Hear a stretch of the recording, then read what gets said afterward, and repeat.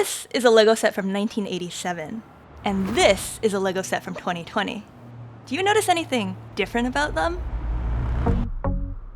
There's a tiny tweak Lego has made over the last 30 years that's changed everything. They stopped doing this everywhere, and started pointing Lego studs in all sorts of directions. Lego nerds like us call this SNOT, studs not on top. And today, we're going to show you how the greatest Lego designers of all time use SNOT to unlock whole new levels of building. So get out your bricks and let's go! This is the simplest Lego piece we can use to turn studs sideways. The standard Lego SNOT brick, which is the same as a normal Lego brick, except with a stud on the side. The studs on a SNOT brick are aligned so that when we put a piece on sideways, it lines up with the top of the SNOT brick. There are SNOT versions of all these bricks, and they can have studs on more than one side. The easiest place to find SNOT bricks in the wild is in Lego Brickheadz, which is a theme full of these cute little rectangular people. Their heads all have a core that's exactly 12 of these SNOT bricks with 2x2 studs on one side. Which gives us a surface to put Lego plates, tiles, and slopes on sideways, to sculpt the outside of their heads, and their eyes and hair. These are our Brickheadz, by the way. Guess who's who? The most important ratios to know in Lego are that 3 plates equal 1 brick when we're building straight up. And when we're building sideways, 5 plates going up equal 2 studs going sideways. We can see these in action in the Lego Gingerbread house set from 2019, which is part of the annual Winter Village series. This Christmas tree is made with these SNOT bricks with studs all around. And there are exactly 2 plates between each SNOT brick, so that each segment is 5 plates high and matches up with 2 sideways studs.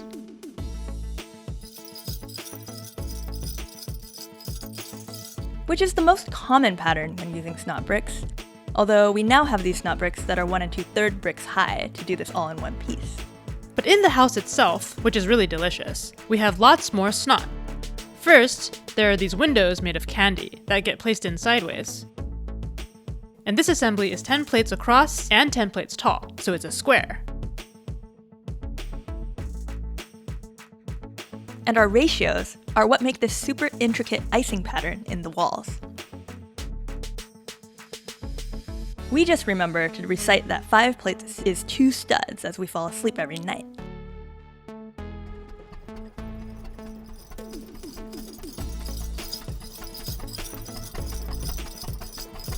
But Lego designers use these SNOT bricks everywhere.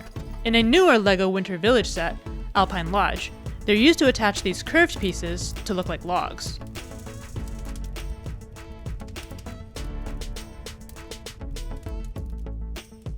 On the Lego City ice cream truck, they're used to attach tiles with menus on them.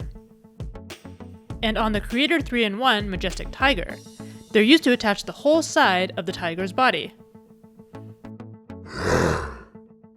The studs on the sides of all the SNOT bricks that are 1 brick high also have holes in them. They're not solid. Meaning, we can stick anything that has the same diameter as a Lego bar into them. Like in the Lion Knight's castle set, where it's used to just hang this leafy thing down. We can even use SNOT bricks to make a sphere, like in this Lowell sphere design, which was invented by Bruce Lowell back in 2002 and is used everywhere now. So this is a Pokeball, and this is a peaceful planet, and this is the Death Star, all with SNOT bricks. But the Lego Downtown Diner modular building by McVeigh from 2018 has even more advanced SNOT brick tricks for us. On the first floor, the slick curved diner tables are made with SNOT bricks. They're impossible to build without SNOT. And SNOT bricks will hold the wall decorations and make this curvy doorway. And we can see there's 2 plates for every brick pattern here on the cutaway white edge of the building. The pink and teal plates and tiles are sideways to that, with studs for every segment. But SNOT bricks can also be used to brick build lettering, like in these Art Deco letters built with bricks, plates, and slopes.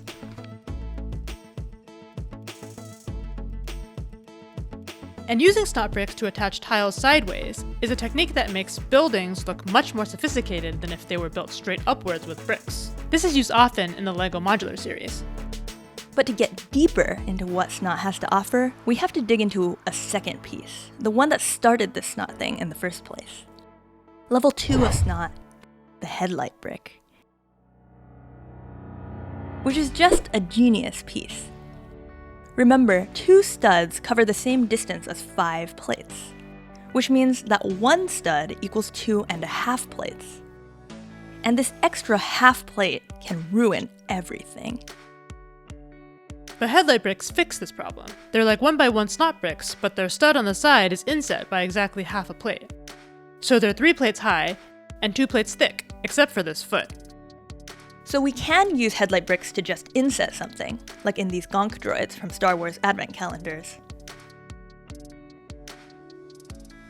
And they're often used for headlights or taillights, which is what this brick was originally designed for, like in this Creator 3-in-1 beach camper van set. But unlike the SNOT brick, headlight bricks have a stud hole in their back, so they themselves can be placed pointing up or sideways, which makes them extremely versatile. So the beach camper van also has these surfboards on top that interleave SNOT bricks with headlight bricks, using the headlight brick's small dimension to be the extra 2 plates that give us 2 studs. So we can use 4 headlight bricks to make a 5 plate by 5 plate square, and use 4 of these to make the 10 plate by 10 plate square that we built in the gingerbread house earlier. And the studs in the headlight bricks are also hollow, just like in the short SNOT bricks. So in the LEGO Ideas Viking Village set, we can stick bars in them to create attachment points for later. So why is this piece such a big deal? When we're using slopes, which have a half plate lip, we can get them perfectly flush by using the half plate inset of the headlight brick, like in Paul Walker's Skyline.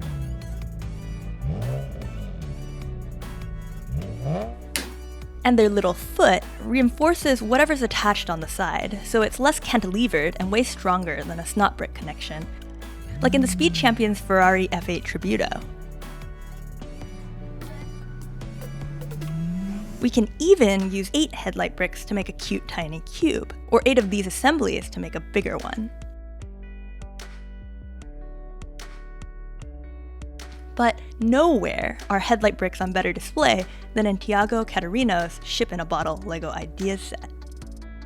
We have this cute ship built with SNOT bricks, but we need a transparent LEGO bottle to put it in that's smooth all around, not bumpy with studs.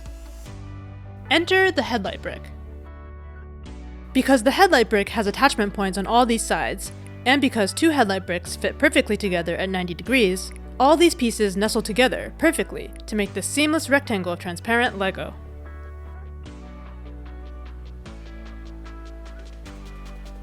And then it gets even more headlighty as we build the edges of the bottle base. The half-plate offset of the headlight brick side studs mean that when we place plates on them, they'll jut out by half a plate. And we can build the rest of the bottle with even more headlight bricks.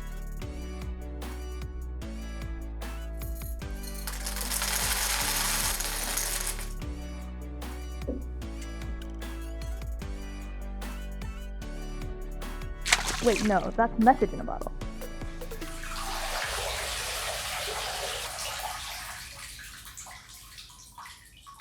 But even the headlight brick isn't as strong or as versatile as our favorite SNOT element, the bracket. Brackets are as thick as standard plates, but have this extra surface with studs on it at 90 degrees, which is half a plate thick. In their simplest form, they're used just to attach things sideways, like in Jamie Berard's early Creator 3-in-1 set Fast Flyers from 2007, which also has these retractable wings. In the LEGO Starry Night set, brackets are used all over, to attach a little greenery, to paint the entire starry night and add the swirls of the stars,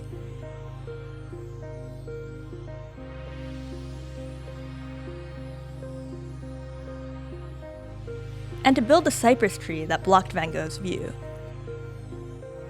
And part of the reason brackets are used everywhere is that brackets are super strong. Compare our level 1, 2, and 3 SNOT elements when we place common forces on them. So in this noodle shop that's part of the Monkey King Warrior mech set, the bracket is self-locking, so tilting this sign forward and back only pushes the bracket more into place, whereas a SNOT brick is only strong in one direction, and would fall over pretty easily here. But it gets even stronger than that. There are brackets and inverted brackets, which are useful in differently shaped situations. But to get maximum strength, we can lock brackets and inverted brackets together with the sideways element. Compare this bracket thing to the same structure built with studs on top, or sideways with just SNOT bricks. These can come apart with any shear force. And we can also use an inverted bracket instead of minifigure hips to make the minifigs do tricks.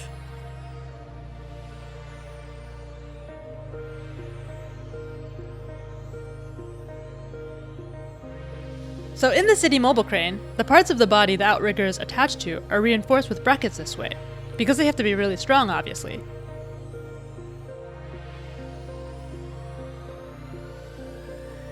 Brackets also fix the half-plate problem, like the headlight brick, but with the studs outset instead of inset half a plate. Because of the half-plate offset, we can use them to make smooth cheese slopes, like in the nose of our freight trains.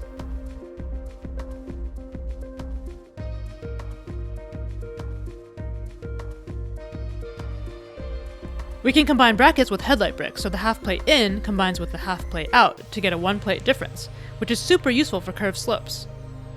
And we can use the half plate of the bracket to do funny math with our stud to brick ratios, like turning a 1x1 brick and plate into a 1x2 brick. Plus, this half-plate thickness is a rare dimension, so we can use brackets to get really thin brick belt stripes.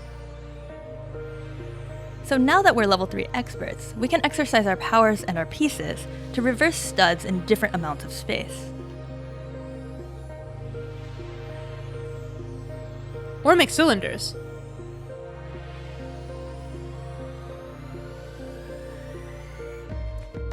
Or eggs.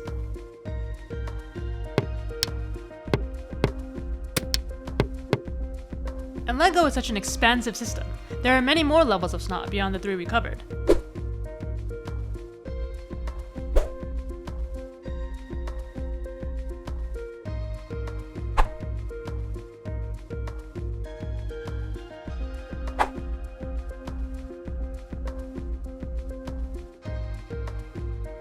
But with just these 3 elements, there's so much you can build.